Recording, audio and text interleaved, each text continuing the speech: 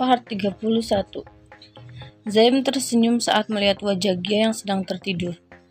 Ia bangga saat mengetahui bahwa dirinya adalah orang yang pertama yang menjamah Gia, kekasih dari adik tirinya. Malam itu, Zain tak melepaskan Gia. Ia melakukannya saat Gia dalam keadaan tidak sadar. Gia kehilangan kesadarannya tepat saat Zain mendorongnya ke ranjang. Zain yakin setelah ini Gia akan mengandung benihnya.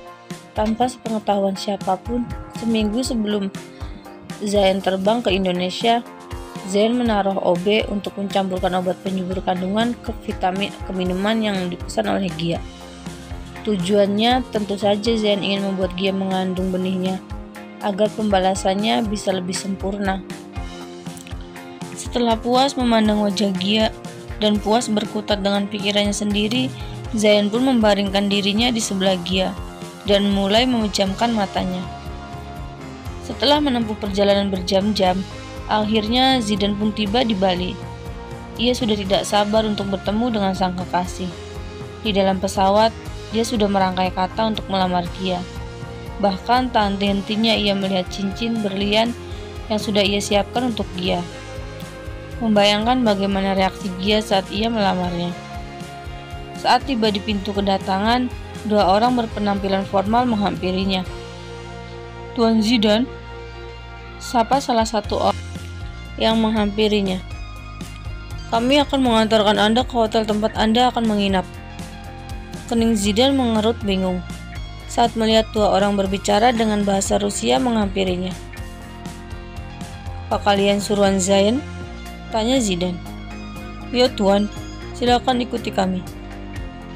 Mereka pun mengambil alih koper kecil yang dibawa oleh Zidan, lalu berjalan di belakang Zidan.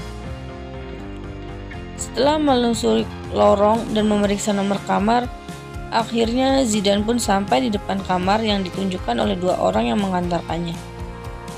Baru saja tangannya mengayunkan ke udara, berniat mengetuk pintu, ponsel yang ada di saku jaketnya berbunyi. Zidan pun menghentikan gerakannya yang akan mengetuk pintu. Ia merogoh saku jaketnya untuk mengambil ponsel dan melihat siapa yang menghubunginya. Ketika dia baru saja sampai dan mengaktifkan mode luar negeri, matanya terbelalak saat melihat foto yang baru saja dikirimkan oleh seseorang. Rahangnya mengeras saat melihat Gia dan Zain sedang berpose tidur tanpa sehelai benang pun. Tanpa pikir panjang, Zidan langsung menendang pintu di depannya. Zain dengan sengaja tak mengunci pintu agar Zidan lebih mudah untuk masuk. Brak! Gia langsung terbangun. Dia menjerit saat ia tak memakai selai benang pun. Dan yang lebih membuat Gia terkejut, Zain berada di sampingnya dan dalam kondisi sama seperti dirinya. Saat masuk ke dalam kamar, ia langsung melihat kekasihnya, satu ranjang dengan kakak tirinya. Rahangnya mengeras, amarah Zidan berkobar hebat. Tanpa pikir panjang, Zidan langsung berjalan ke arah ranjang dengan mata yang menyala. Tanpa basa-basi, ia langsung menarik lengan Zain, yang tengah berpura-pura tertidur. Dengan satu gerakan, Zidan menggulingkan Zain ke lantai. Ia langsung menindih tubuh kakak tirinya, dan langsung menghajarnya. Puk, puk, puk. "Selama ini aku sudah banyak mengalah padamu. Aku menuruti semua perkataanmu. Apa itu semua tidak cukup untuk membuatmu senang?" "Zain!" teriak Zidan dengan lantang. Amarah berkobar dalam nadanya. Dia terus mengajar Zain dan membabi buta. Zain dari tadi sengaja tak melawan, akhirnya menggulingkan Zidan. Ini giliran dirinya yang menindih Zidan. Setelah menindih tubuh adiknya, Zain pun membalas serangan Zidan. "Apa kau pikir aku tidur dengannya?" "Karena kehendakku, hah?" teriakan Zain tak kalah lantang. "Kekasihmu sendiri yang datang kepadaku dan menawarkan tubuhnya. Jika aku merebutnya darimu, apa masuk akal dia tidur dengan nyaman di sebelahku?" teriak Zain lagi. Dia dengan tega memfitnah Gia. Seketika Zidan terdiam tak bersuara melawan lagi, kala mendengar tuduhan Zain. Wajah Gia berubah pucat saat mendengar Zain memfitnahnya. Gia langsung memakai dalaman gaun yang semalam dipakainya. Ia pun turun dari ranjang dan berjalan dengan terseok-seok. Saat Gia akan menghampiri Zayn dan Zidane yang sedang saling serang, saat itu juga Zidane menggulingkan tubuh Zayn. Ia pun bangkit dari baringannya. Zidane menghapus sudut bibir yang berdarah dengan tangannya. Zidane, ini tak seperplak. Satu tamparan mendarat di pipi Gia. Emosi yang dirasakan membutakan hatinya. Gia tersentak kaget saat Zidane menamparnya. Tangisnya luruh. Ia tak menyangka lelaki di depannya ini bisa menamparnya. Zidane, lirih Gia dengan terbata-bata. Ia melihat ke arah Zidane dengan berderai air mata. Dasar pelacur, kau begitu menjijikan. Dasar jalang hina, teriak Zidane di depan wajah Gia. Tak cukup sampai menghina Gia.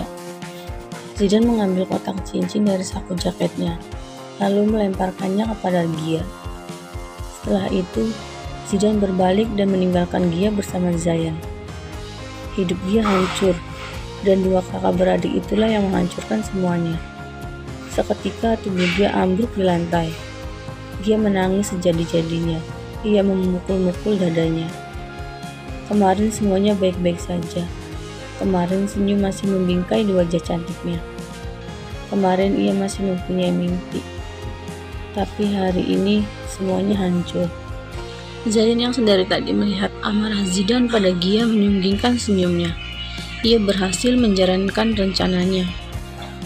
Zayn pun kembali memakai pakaiannya dan keluar dari kamar yang ditempati Gia. Ia sama sekali tak peduli dengan Gia yang sedang terpukul karena tingkahnya. Setelah sekian lama menangis, Gia membaringkan dirinya di lantai. Ia meringkuk bagaikan anak kecil. Jiwanya hilang, hatinya patah. Semua sudah berakhir baginya. Gia menatap ke depan dengan pandangan kosong. Tapi air mata tak berhenti membanjiri wajahnya, dan darah terus mengalir dari pergelangan tangannya. Ibu, tunggu aku. Lambat-lambat pandangan Gia mulai mengabur.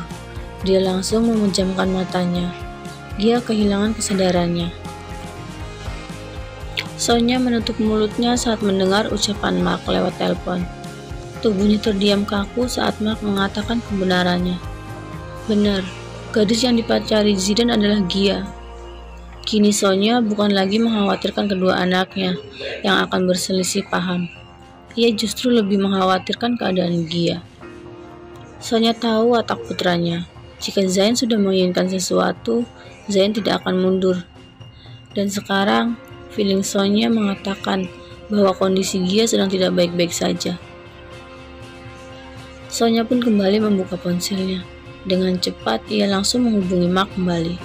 Ia menyuruh Mark untuk secepatnya terbang ke Bali untuk memastikan keadaan Gia. Beruntung pesawat Mark yang akan terbang ke Rusia mengalami delay. Mark pun akhirnya merubah rutenya menjadi ke Bali terlebih dahulu. Oh Tuhan, kenapa kakak beradik itu selalu membuatku susah? Gerutu Mark saat dia baru saja menerima perintah. Akan kucincang tubuh mereka jika mereka melakukan hal gila di sana. Gerutu Mark lagi. 6 tahun lalu, ia menjadi kepercayaan Sonya dalam mengelola segala hal, serta menjadi tangan kanan oleh Sonya. Tapi setelah Zayn menikah dengan Alicia, mantan istri Zayn, ia tidak ditugaskan lagi untuk mengawasi Zayn secara terang-terangan. Tugasnya bertambah 2 kali lipat saat Zidane kembali lagi ke Rusia. Dan sekarang ia pun harus membereskan kekacauan yang dibuat oleh kakak beradik tersebut. Setelah sampai di Bali, Mark dengan segera menuju hotel yang ditempati Zayn dan Gia. Beruntung, Mark tahu di mana hotel tempat Gia dan Zayn, karena yang dia mengurusnya. Saat sampai di hotel, Mark melihat kedua anak buahnya yang juga ia kenal sedang menunggu di lobi hotel. Mark menghela nafasnya sejenak. Ia yakin bahwa sudah ada yang terjadi antara mereka bertiga. Tuan, sapa seorang anak buah Zayn saat melihat Mark menghampiri mereka. Mereka pun langsung bangkit dari duduknya dan menunduk hormat pada Mark. Apa kalian tahu apa yang sedang terjadi dengan bos kalian? Tanya Mark. Katakan semuanya. Atau Belum Mark melanjutkan kalimatnya, salah satu dari mereka langsung berbicara, karena takut jika Mark akan mengancam mereka. Salah satu orang itu pun maju dan berbisik pada Mark. Mata Mark membulat sempurna saat mendengar semuanya. "Di mana kamar Gia?" tanya Mark. Mari Tuan, ajak salah satu anak buah Zain pada Mark. Mark dan anak buah Zain pun berjalan dengan cepat. Feelingnya sedang berkata bahwa Gia sedang tidak baik-baik saja karena ulah kakak beradik tersebut. Melihat pintu yang sedikit terbuka, Mark langsung masuk ke dalam kamar Gia. Matanya terbelalak saat melihat Gia tak sadarkan diri dengan darah di sekitarnya. "Gia!" teriak Mark dari arah pintu. Ia dengan segera menghampiri Gia yang tak sadarkan diri. Setelah melihat Gia dengan lekat, Mark segera mencari kain untuk memakainya pada tangan Gia, guna menghentikan darah yang keluar dari tangannya. Tak lupa, ia menutup tubuh Gia dengan selimut, karena Gia hanya memakai pakaian mini. "Kalian!" teriak Mark memanggil anak buah Zain yang sedang berada di luar. "Minta pihak hotel untuk menghubungi rumah sakit dan bilang pada mereka ada pasien kritis," ucap Mark setelah dua anak buah Zain masuk. Mereka pun mengangguk, kemudian kembali lagi keluar untuk berbicara pada pihak hotel.